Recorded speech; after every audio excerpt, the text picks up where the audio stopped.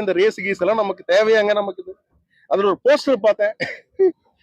முதல்வர் ஸ்டாலின் அவர்களும் இந்த சைடு நம்மளுடைய உதயநிதி ஸ்டாலின் அவர்களும் கார ரேஸ் அஜித் மாதிரி எல்லாம் இதுக்குதான் பிரயோஜனப்படும் இந்த ரேஸ், தவிர தமிழ்நாடுக்கோ இல்ல வேற எந்த துறைக்கும் அது பிரயோஜனப்படாதுங்க. அது வேஸ்ட், யூஸ்லெஸ்.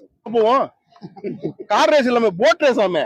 இன்னைக்கு ஈவினிங் வந்து போட் ரேஸ் நடக்குதுன்னு சொல்றாங்களே. ஃபுல்லா மழை பெஞ்சிரு. நான் போனேங்க, அந்த சைடு தான், சென்னை சென்ட்ரல் சைடு தான் போனேன்.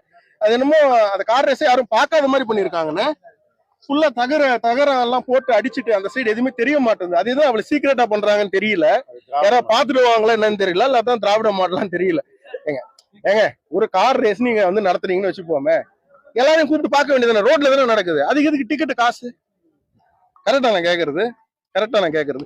எங்க ஸ்டேடியம்ல நடக்கிறது நீங்க வந்து காசை போடுறீங்க, அர்த்தம் இருக்கு. ரோட்ல நடக்குது கார் ரேஸ்ன்னு சொல்றீங்க. ஃபர்ஸ்ட் அது நடத்துறதே தப்பு, தேவையில்லைன்னு நாங்க சொல்றோம்.